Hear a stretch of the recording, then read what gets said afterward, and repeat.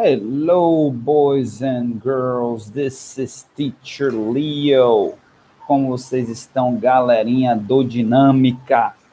Bom, Teacher Leo, infelizmente, por questões técnicas, não vai poder mostrar a tela, tá? Que a gente está aqui, na verdade, não estou usando o recurso, né, que é disponível no meu computador, porque deu problema. A gente está fazendo aqui estilo live, tá bom? Então, isso você não está vendo ao vivo, mas eu estou fazendo uma live no YouTube, ok? Virei YouTuber de vez. Então, assim, a gente vai tentar explicar da melhor maneira possível. Infelizmente, a gente não vai poder. A única diferença para vocês que vai fazer é essa, que a gente não vai poder ver. Então, eu vou tentar o máximo possível estar indicando onde é que a gente no livro vai estar vendo, tá certo? Então, a gente vai estar falando aqui ainda de globalização, tá certo? Globalização é um tema muito importante porque afeta as nossas vidas de uma maneira geral, né? Então, a gente vai começar aqui, né, com os órgãos que administram, né, que organizam essa questão da globalização, do comércio, do fluxo de dinheiro no planeta Terra, tá certo? Então, a gente vai começar pelo Fundo Monetário Internacional, tá certo? Que é o IMF.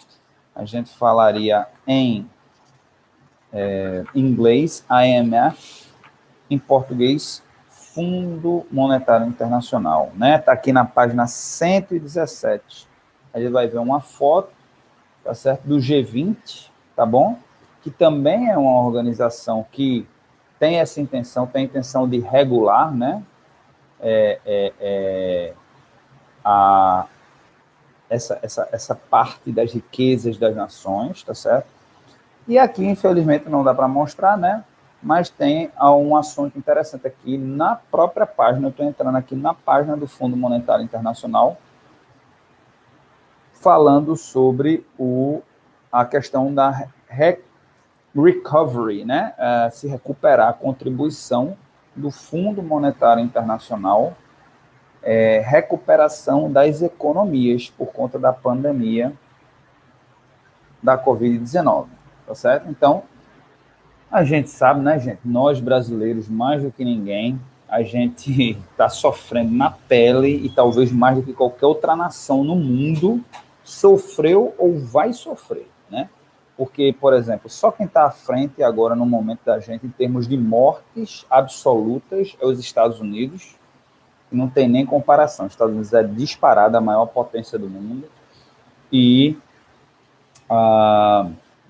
tem uma capacidade de recuperação incrível, né? Incrível, incrível. Os Estados Unidos, se a gente for fazer uma comparação Estados Unidos e Brasil, é como se fosse uma Ferrari andando a 100 por hora, tá? Então, às vezes bate num objeto, em alguma coisa, mas, meu amigo, aquela Ferrari, bom, bateu ali, perdeu um pouquinho a velocidade, mas pisou no acelerador, o motor, né? O motor responde. O Brasil vamos dizer que é um Fusquinha, né? Não é o pior dos carros, mas vamos comparar com um Gol. É um carro popular, um carro 1.0, digamos assim. É um carro que anda direitinho, mas quando você diminui a velocidade por alguma razão, por algum obstáculo, depois para ele, principalmente subindo uma ladeira, ele vai fazer aquele barulhinho, né? Então, é mais ou menos por aí. Então, a contribuição. Vamos ver um pouquinho aqui, ó. Tem falando um pouquinho. Então, o Fundo Monetário Internacional está ajudando alguns países, tá certo? Com o capital, né? Porque a função do Fundo Monetário Internacional, né, que foi criado em 1944, é essa. É ajudar países, né? Países que estão em dificuldade, tá certo? Chegar para o país e dizer, olha, a gente vai te ajudar, a gente vai te dar dinheiro, vai injetar dinheiro, tá certo? Para que você não quebre, né? Porque, na verdade, um país quebrar hoje em dia não é bom para ninguém, para país nenhum, nem para as grandes potências, porque causa turbulência econômica. E o que o mundo precisa, pelo menos em termos de economia, é exatamente estabilidade. Quanto mais estabilidade, mais as coisas acontecem de uma maneira que beneficial, né? Beneficia todo mundo. Então, só que tem um lado das duas moedas, né? O Fundo Monetário Internacional, quando ele ajuda um país, ele diz, tá, eu vou te ajudar. No entanto, você tem que me dar algo de volta. O que é? E o que é esse algo de volta? O dar algo de volta? O algo de volta é exatamente as reformas, né? Algumas reformas, porque se o país quebrou, né? Tudo que está indo errado por alguma razão.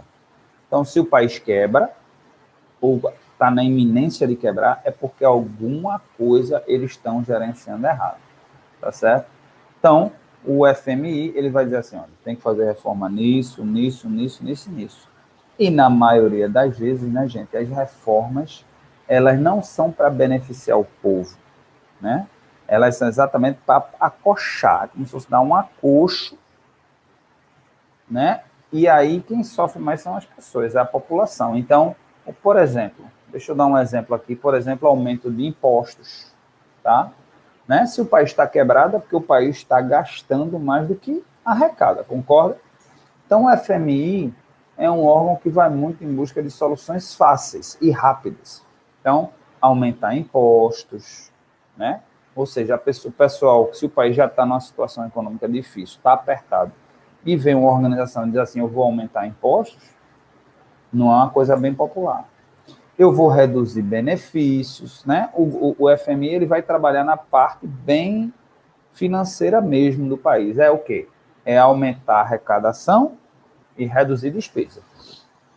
Né? Então, geralmente vem em cima do povo, que é aumentar impostos e reduzir benefícios. Aí vem, por exemplo, essas reformas da Previdência, né? Que diminui os benefícios. Ao invés das pessoas se aposentarem na certa idade, passam a se aposentar mais tarde, para passar menos tempo recebendo esse benefício, para passar mais tempo trabalhando do que recebendo benefício. Vem, por exemplo, pode vir alguma reforma tributária no sentido de aumentar impostos, nunca no sentido de melhorar para a população, né? Então, assim, infelizmente, o FMI é um órgão que ele trabalha em prol do mercado. Ele trabalha em prol do mercado financeiro. O que é melhor para o mercado financeiro? Quem está preocupado se pode quebrar o mercado financeiro? Até porque todo país tem dívida, todo país se endivida com alguém. E no momento que ele se endivida com alguém, ele pegou dinheiro de alguém, geralmente bancos ou outros países, ou investidores, quaisquer que sejam. E o FMI tem o interesse de cuidar exatamente do interesse dessas pessoas, tá certo? Então, ele vai dar aquele ajuste. Ele vai, por exemplo, se um país tem alguma receita, no caso do Brasil, o Brasil, por exemplo, é dono da Petrobras. Né? Quando eu digo Brasil, o governo brasileiro é dono da Petrobras. O que é que vai fazer? Aumento de gasolina, aumento de gás. Então, é sempre alguma coisa para prejudicar. Aí, o que é que eles dizem? No curto prazo, a gente vai te prejudicar, mas no longo prazo a economia vai voltar a crescer e vocês vão voltar a ganhar dinheiro. Bem controverso, né? Bem controverso isso daí. Tá bom? Então, o Brasil já passou por uma situação, né, de ter que pedir ajuda ao FMI, que foi exatamente no governo Fernando Henrique. Eu já falei sobre isso na aula passada. Lá no finalzinho dos anos 90, houve uma crise chamada crise dos tigres asiáticos, crise asiática, que vários países foram afetados, né? Coreia do Sul, Rússia, aqueles tigres asiáticos ali, né? Vietnã, e aí afetou o Brasil. O Brasil já estava numa posição fragilizada. Eu cheguei a falar com vocês sobre isso, né? O dólar ficou emparelhado 1 para 1, o governo, e aí foi com a crise, a pressão sobre o dólar foi aumentando, o governo, ele tem, como é que o governo segura? Como é que o governo segura a moeda, né? Em 1 para 1. Isso tudo se chama lei de oferta e demanda. Talvez você já tenha ouvido falar sobre isso em outras aulas de geografia. O que é a lei de oferta e demanda? Tá? Se você tem a oferta, tá aqui, tem alguém ofertando um produto e tem alguém comprando. Tem pessoas ofertando e tem pessoas comprando. Se você tem menos oferta desse produto, O que é que acontece? Tem a demanda alta, muita gente querendo comprar esse produto. O que é que acontece? Quem tem esse produto vai fazer o quê? Vai dizer, opa, peraí, eu estou vendendo por esse preço e está voando, eu vou aumentar meu preço. Então, ele aumenta o preço para poder equilibrar essa demanda, essa necessidade de compra de produtos, tá? É natural, é parte, isso é uma das leis mais básicas da economia. A gente aqui já está saindo um pouquinho de geography, né, e já indo para a parte de economia. É uma das leis mais básicas da economia. Quando vocês entrarem na faculdade, não sei o que é que vocês vão fazer, mas quando entrar, se alguém pagar alguma disciplina de economia, vai ver que o básico do básico é entender a lei de oferta e demanda. E o inverso também acontece. Se tem muita gente ofertando produtos e pouca gente para comprar, o que é que acontece? O preço cai, né? Exatamente isso que a gente chama também, isso é o que gera ou não a inflação ou deflação, né? É um dos fatores, lei de oferta e demanda. Existem outros fatores também, a gente não vai entrar nesse mérito, tá certo? Então, o dólar, ele funciona mais ou menos dessa forma. Se tem pouco dólar no mercado e muita gente querendo comprar dólar, o dólar sobe de preço. Quando é que isso acontece? As pessoas vão para... A gente chama isso de ativos, né? Ativos de segurança. Quando o mercado está desestabilizado, o mercado vai atrás de ativos de segurança. É o ouro, é o dólar, e agora o Bitcoin. Né? O Bitcoin passou a ser considerado, está para ser considerado, as pessoas consideram agora um ativo de segurança. Então, quando o mercado está desestabilizado, as pessoas vão e compram essas coisas, essas commodities, esses produtos, digamos assim, para se segurar, vamos dizer, para se proteger, tá certo? Então, na época, nos anos 90, o governo segurava dessa forma. A demanda mundial era grande por dólar, mas o governo, para segurar um para um, o governo injetava mais dólar no mercado. O governo tinha uma reserva cambial, a gente chama isso de reserva cambial, que o governo injetava dólar para poder segurar esse dólar no preço que ele queria, um para um. Quando chegou em 99, a crise veio, os investidores em cima do dólar. Um governo feito o governo brasileiro não tem condição de segurar o preço do dólar numa demanda mundial. Então, o governo soltou. É quando veio exatamente esse momento em que o câmbio passou a ser flutuante. O câmbio era fixo, era um para um, passou a ser flutuante. E o governo ainda tentou, aí disse, não, vamos soltar para 1,20, vamos soltar para 1,50. E teve uma hora que o governo disse, não dá para sustentar mais. Então, hoje, o câmbio é flutuante. Vocês devem ouvir muito isso em noticiário, né?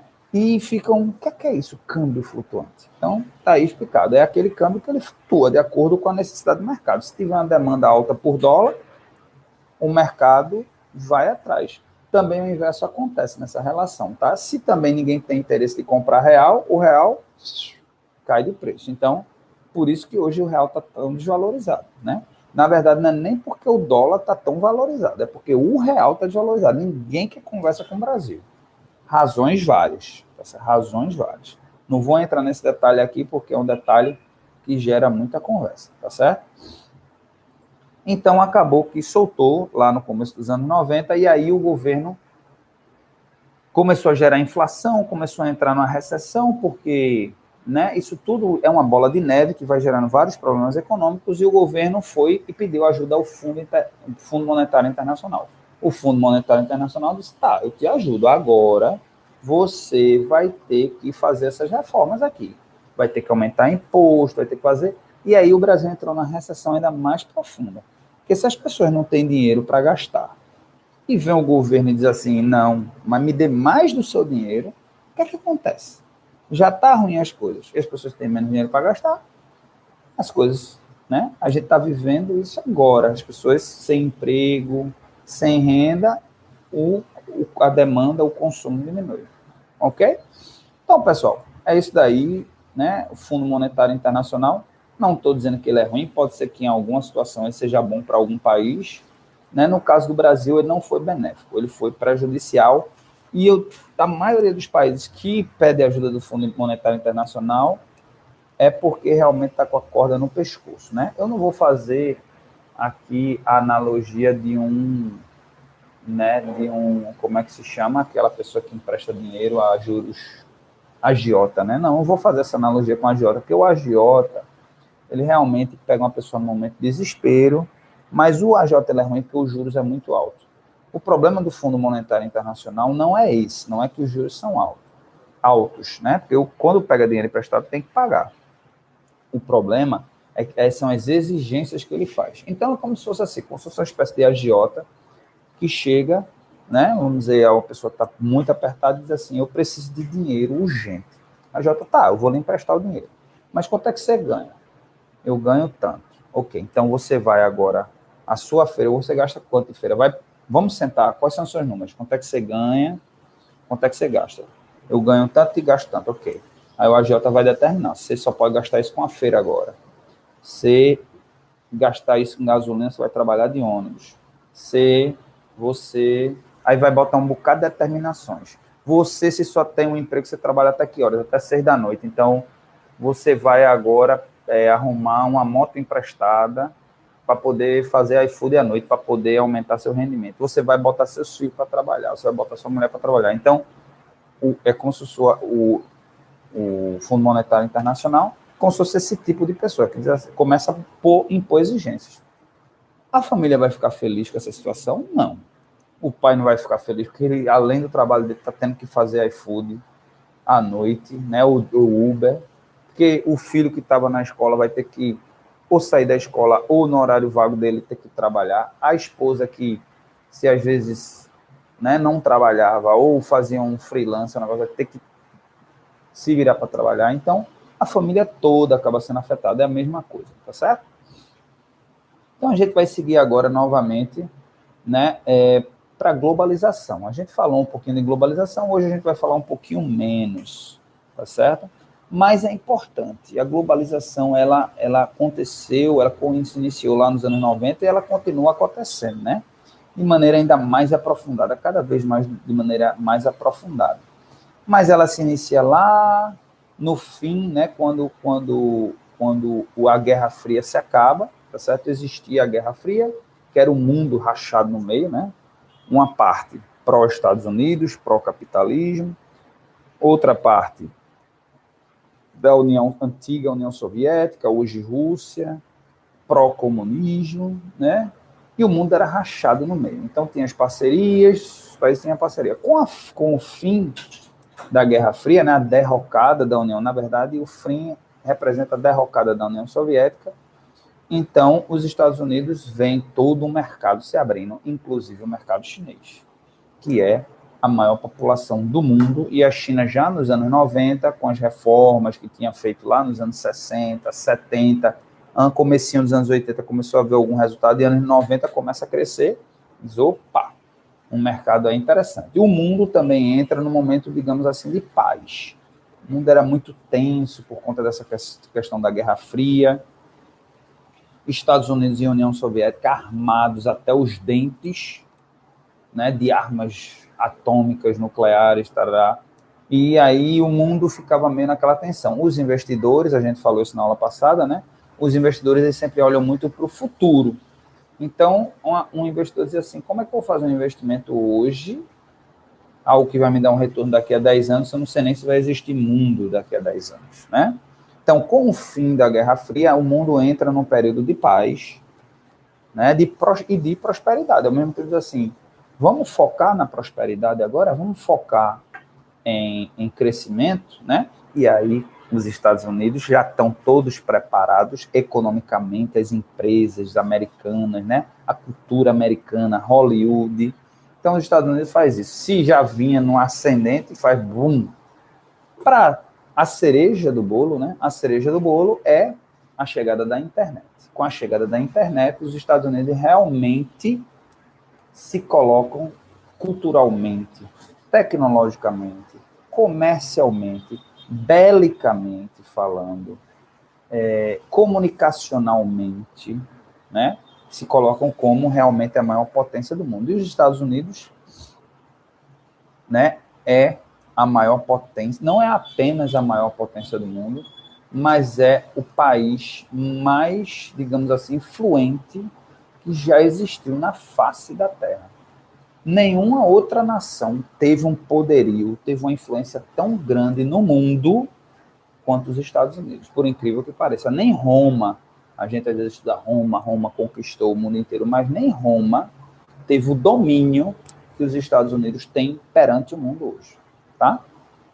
A gente pensa assim, mas como se os Estados Unidos nunca invadiu ninguém? Nunca nem pensou, já, quer dizer, invadiu o Iraque, né? Alguns países tentou invadir o Vietnã nos anos 70, mas como assim? Simples. Os Estados Unidos, só para vocês terem ideia, os Estados Unidos têm 80 bases aéreas, bases militares no mundo. 80 bases militares no mundo. Então, só para você ter uma ideia do poderio bélico americano, os Estados Unidos gastam em torno de $1 trilhão por ano só com o Departamento de Justiça. É quase o PIB do Brasil, gasta quase um PIB do Brasil, é se não me engano, está 1,4, 1,5, ou seja, 70%, 80% do PIB, de tudo que a gente produz, só com o exército deles, tá? Então, para vocês terem uma ideia, só do ponto de vista bélico. Do ponto de vista econômico, não precisa nem se falar, né? As empresas americanas estão em todos os lugares. Aqui e ali a gente vê uma empresa francesa, tem um Carrefour, a gente vê uma empresa japonesa, né, como a Sony ou a Nintendo. A gente vê aqui e ali algumas empresas em destaque de outro país. A gente agora a China ascendendo, né? A China deve ultrapassar em 2027 os Estados Unidos como país de maior PIB, mas não como maior potência, porque esse tema, essa nomenclatura potência tem vários significados. É como eu falei, bélico, econômico, mas a China hoje em dia, né? A China, mas mesmo assim, se a gente parar para pensar quantas empresas chinesas a gente, né, tem hoje, a gente convive com essas empresas, né? Estados Unidos a gente fala assim, né? A gente fala, hoje a gente, por exemplo, tem, a Samsung, que se eu não me engano é coreana, né? A gente tem algumas empresas, a gente tem as japonesas, como por exemplo a Toyota e a Honda, mas empresas americanas a gente tem muito mais. A gente tem McDonald's, Burger King, Apple, são tantas, né? YouTube, Google, Netflix, Amazon, são muitas e muitas e muitas e muitas e muitas. Coca-Cola, Pepsi. Então, assim, são muitas e muitas. Você vê só pela quantidade de empresas que a gente tem em relação, como os Estados Unidos são influentes, são fortes, são poderosos, tá certo? Então, tem essa questão, tem a questão da internet, que é controlada pelos Estados Unidos, a maioria das empresas se beneficia da internet hoje em dia, né? Você tem hoje grandes, big players, né, surgindo no Brasil por conta da internet. Magazine Luiza, né, a dona da Magazine Luiza já é uma das mulheres mais ricas do mundo, parece que é uma das maiores do Brasil. Você tem Americanas, já várias empresas já, por conta, você tem a Mercado Livre, você tem tantas e tantas empresas por conta da internet, tá? E aí você tem a China correndo por fora, né? Vocês vão ouvir muito agora uma guerra entre China e Estados Unidos. O Brasil é um dos maiores mercados do mundo para a internet, e a China, pela primeira vez desde a Segunda Guerra, que um país chega com uma tecnologia revolucionária para ultrapassar os Estados Unidos. Eu não estou falando de produto, obviamente vai ter um país aqui ou outro, o Japão mesmo nos anos 80 desenvolvia muitas tecnologias interessantes, mas uma tecnologia para revolucionar tudo, que é a China chegando com o 5G. Os Estados Unidos desenvolveram o 5G, a China também desenvolveu o 5G, tá? Então, as duas vão brigar agora pelo mercado brasileiro. Vai ter um leilão em breve aí, parece que foi adiado, mas acho que 2022, para decidir quem vai administrar, quem vai instalar todo o 5G no Brasil, no território brasileiro. E a guerra está grande por empresas. Tem empresas americanas, tem a Huawei, que é a empresa chinesa. A guerra está grande. Mas é a primeira vez desde a Segunda Guerra que um país desenvolve uma tecnologia para bater de frente com os Estados Unidos, tá? Então, realmente o poderio é enorme, né? Aí vem também a questão cultural, que hoje em dia está diminuindo um pouquinho, mas por quanto tempo Hollywood imperou? né? Por quanto tempo Hollywood está diminuindo? E não está, porque hoje a gente tem Netflix, hoje a gente tem Amazon, hoje a gente tem Disney Plus, aí tem vários serviços de streaming americanos. Eles estão, a Netflix pelo menos está criando uma política de desenvolver séries e filmes em outros países, até porque existe uma exigência, né? De países que X% da transmissão de streaming seja do país de origem. O Brasil passou essa lei aqui também. Então a Netflix ela está produzindo muita coisa local também. E aí isso é muita coisa boa. Mas você vê, mesmo Hollywood já não tendo tanta influência, né, a gente já não assiste tanto filme como a gente assistia, mas veja o poderio dessas três grandes. Eu acho que as três maiores de streaming hoje são essas: Netflix, Amazon e Disney Plus, tá certo? Então você tem os canais, né? Você tem os canais, os seriados, os filmes, as músicas, um poderio enorme americano, até cultural, tá certo? Então a globalização só veio para beneficiar os americanos. E aí, né? Quais são os países que eles... Os Estados Unidos, só para finalizar, os Estados Unidos são tão poderosos, gente, que com a derrocada, né, com a quebra da Europa, depois da Segunda Guerra Mundial, os Estados Unidos é quem defende até então, é quem é o defensor da Europa. Qualquer invasor, de lá para cá, ninguém nunca nem ousou invadir a Europa, mas quem tentar invadir a Europa, quem defende são os Estados Unidos, não é ninguém não. Através não é da ONU, não, a Organização do Estado, tem um órgãozinho que, nesse órgão, os Estados Unidos, assim, os governos, como se cada um desse um pouquinho, os Estados Unidos entra com a maior parte. Então, eles ajudam na logística, em tudo, mas o bélico mesmo americano. Se eu não me engano, por exemplo, a Alemanha não tem nem direito a ter exército. Foi um acordo que foi feito lá na Segunda Guerra, que a Alemanha não poderia ter exército, parece que só vai ser permitido, ou foi permitido há pouco tempo, ou vai ser liberado agora recentemente. Então a Alemanha não tem direito nem de se defender. Mas aí no acordo, os Estados Unidos não, eu lhe defendo. Eu lhe defendo com a ajuda dos outros países. Os outros países disseram não, se alguém tentar lhe invadir, a gente lhe defende. Tá? Então só para ter uma ideia. Tá certo? Então, vários países, né, são considerados desenvolvidos, dentre eles o Brasil, tá certo? Bom, e para a gente finalizar, né, a última parte da nossa aula aqui é o G20. Vamos falar um pouquinho do G20, que é o grupo, né, é um grupo, digamos assim, dos 20 países mais ricos do mundo, né? O Brasil está nele, o Brasil faz parte do G20, dividido aqui em 5 grupos aqui, né, em que o G20 ele é importante porque várias decisões são tomadas. É outro órgão também que tem a intenção de regular o mercado internacional. Se houver algum problema entre um país ou outro, eles conversam. Tá certo? Então, a gente tem a Austrália, Canadá, Arábia Saudita, Estados Unidos, Índia, Rússia, África do Sul, Turquia, Argentina, Brasil, México, Espanha, França, Alemanha, Itália, Reino Unido, China, Indonésia, Japão e Coreia do Sul. Esses países, obviamente, uns têm mais influência do que outros, né? Não há dúvida de que os Estados Unidos, uma opinião dos Estados Unidos conta muito mais do que uma decisão da Argentina, né? Que uma opinião da China conta muito mais do que uma decisão do México, né? Que uma opinião da Alemanha conta muito mais que a decisão do Brasil, tá? Mas, de qualquer forma, é importante que ali eles conversam, ali eles discutem problemas comerciais que podem vir a acontecer e políticas para que todo mundo consiga ascender.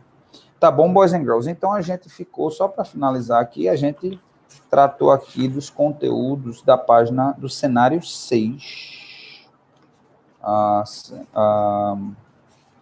Cenário 6 aqui, tá certo? Que vai... É isso mesmo? Não, desculpa. Cenário 7. A esfera globalizada, tá? Organismos reguladores, Fundo Monetário Internacional, Banco Internacional, não tão relevante, a Organização Mundial do Comércio, a gente não falou muito, G20, tá certo? E voltou para falar um pouquinho de globalização, tá bom? Eu não vou passar nenhum homework para vocês não, porque a gente fez nesse formato aqui, né? Fica até ruim para vocês checarem até o material, tá certo? Porque às vezes a gente mostra no material, às vezes vocês podem assistir o vídeo, dar uma lida no material, tá certo? Então, hoje, tão livre de homework, essa semana que liga, tão livre de homework, tá certo? Mas se preparem para a prova da gente, que acontece em maio, 3 questões de inglês, lembrem-se disso, tá bom? See you later, guys. Terminamos a nossa live, minha primeira live da vida. Tô super emocionado. Vai.